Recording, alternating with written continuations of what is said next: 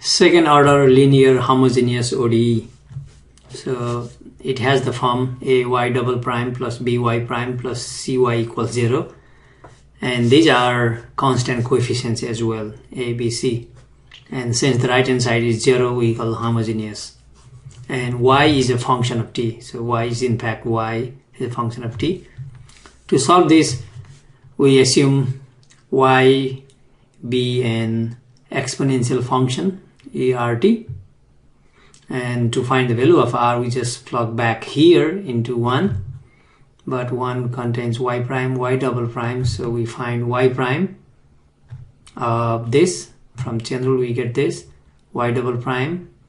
Now we plug Y, Y prime, Y double prime into 1. Okay. Then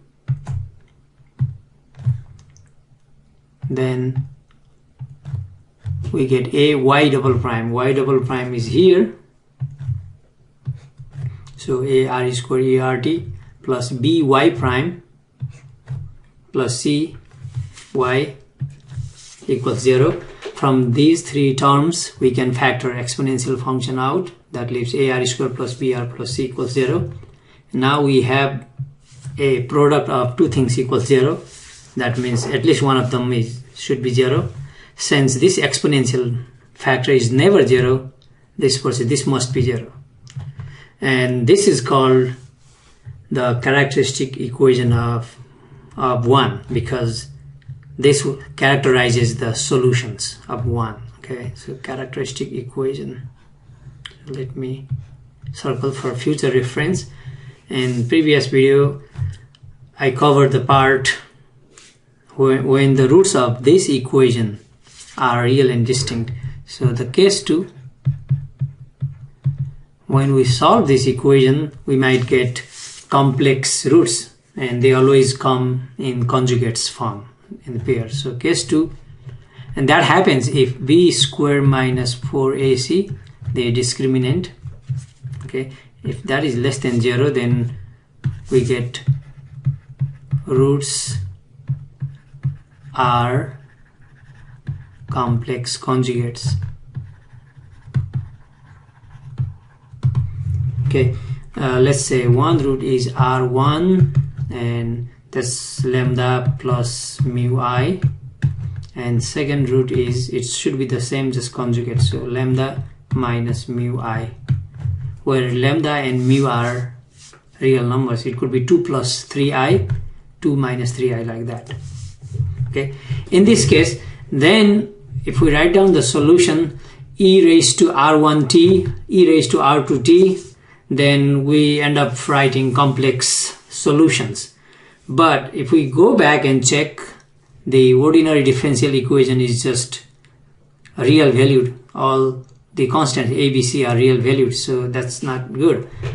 Then what we do is we try to find two solutions, obviously linearly independent, and they do not contain those I complex parts.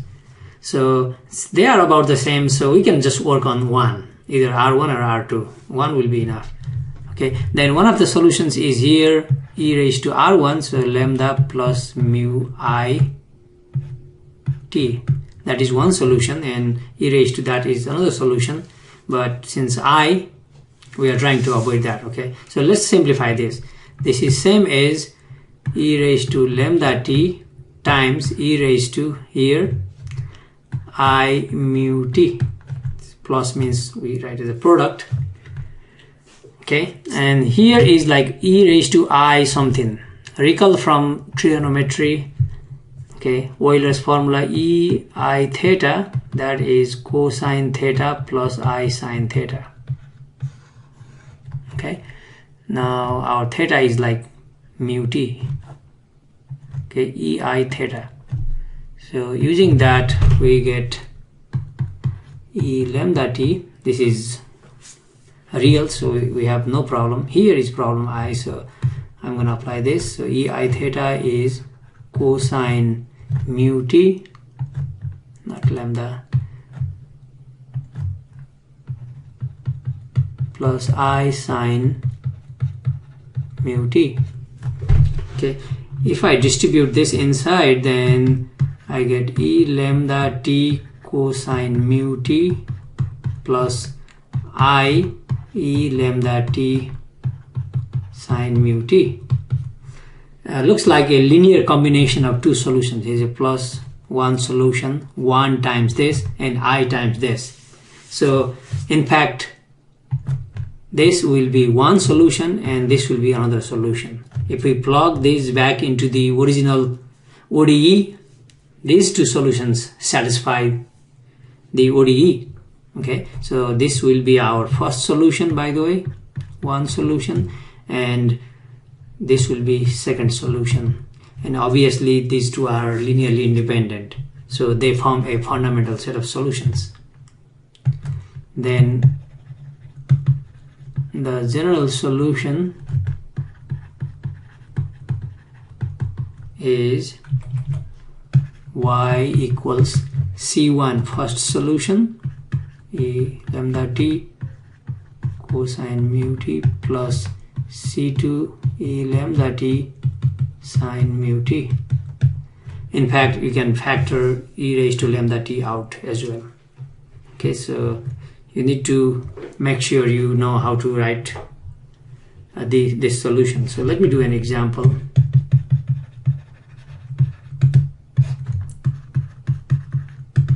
Okay, solve. Let's solve this second order linear ODE. So we first find the characteristic equation. The characteristic equation is A, which is 1 r squared, so just r squared, plus br, so b is -2, plus c, 6 equals 0.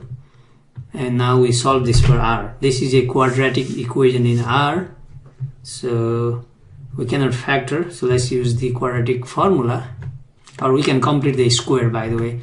So this is like r equals negative b, negative of -2, just 2, plus minus square root of b squared, -2 squared, minus 4ac, 4 times 1 times 24, 6, sorry, 4 times 1 times 6 is 24, over 2a, a is 1. Okay, that's just the quadratic formula. And let's simplify. This is 2 plus minus 4 minus 24 is 20, -20, over 2. Do not cancel yet. Okay, in fact we can separate into 2. This is 2 over 2, which is 1, plus minus square of -20. 20 is 4 times 5. This is 4 times 5, and -4 means 2i, so this is 2 root 5 I. -1, square root of -1 is I, and 20 means 4 times 5. 4 is a perfect square, so 2 root 5 I over 2. So that's 1 plus root 5 I. Okay, so we got plus and minus. We got two roots, 1 plus root 5 I. And as we've seen earlier, when we have lambda plus minus mu I, then the solution, this will be just like lambda plus minus mu is root 5. We can write down the general solution.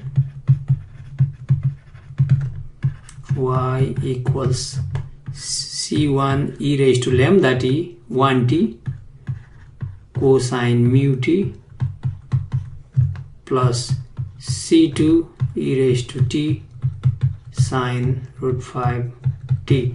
Maybe we could have simplified this e raised to lambda t out, then we didn't have to write twice. This is the solution. Okay, and we can also solve initial value problem. Here is another question, another example. Solve the IVP, which is y double prime plus 4y0, y at 0 equals 1, and y prime 0 equals 2. Okay, so first we solve this ODE, and to determine C1 and C2 we use these two initial conditions. Okay, so first we want to find characteristic equation. I'm writing shorthand.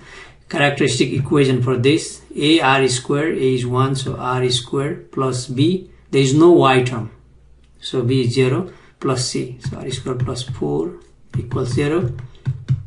Move 4 over negative 4, take a square root, so r is plus minus 2i. So lambda plus minus mu I. I mean lambda, there is nothing, means 0. This is lambda plus minus mu I. Okay, lambda part is 0. Then now we can write down the general solution. Y equals c1 e raised to 0t, which is 1, don't have to write, c1 cosine 2t plus c2 sine 2t. That e raised to 0t, which is 1, we don't have that. Okay, so this is the solution. Now we need to determine c1 and c2 using these two initial conditions. Look at the second initial condition. The second initial condition requires us to find derivative y prime. So let's find the derivative here. Cosine means negative sign, so 2 outside, negative 2 c1 sine 2t to c2 cosine 2t. So applying y at 0 equals 1.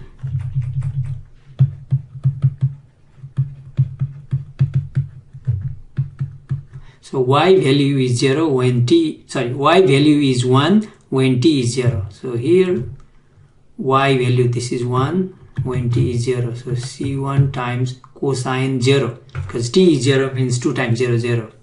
Cosine 0 is 1 plus c2 times sine 0. Sine 0 is 0. So this is gone. So c1, 1 equals c1. That means c1 equals 1. Using the second initial condition, y prime 0 equals 2. That's given in the question. So we apply here. Y prime is 2 when t is 0. So negative 2 times c1. c1 is just found here, 1 times sine 0. Sine 0 is 0.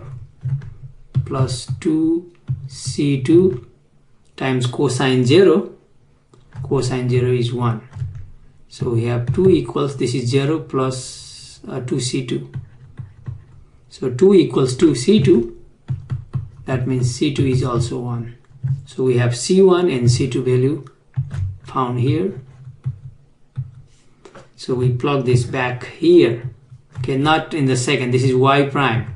So this is y, and we get the particular solution. Thus the solution is y equals c1, that's 1, so 1 cosine 2t plus again 1 sine 2t. Final